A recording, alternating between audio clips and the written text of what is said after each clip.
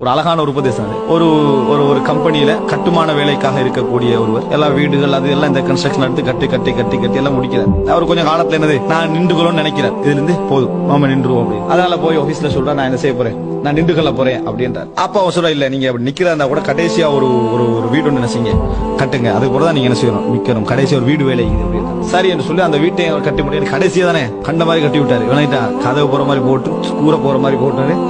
அவர் என்னெல்லாம் விரும்புற அது சும்மா அப்படியே அந்த மாதிரி கட்டி முடிஞ்சு சரி இப்ப நான் வேலையை முடிச்சுட்டு நான் நிக்க போறேன் அப்படின்னு அந்த ஆபீஸால கீயோட கையில போடுறேன். நீங்க கடைசியா கட்டின வீடு உங்களுக்காகத்தான் நாங்க என்ன செஞ்சோம், ஒரு கிஃப்டாக நாங்க என்னது உங்களுக்காக வேண்டிதான் நாங்க அதை கட்டினோம் அப்படின்னு ஒரு உபதேசம் செய்யறாரு.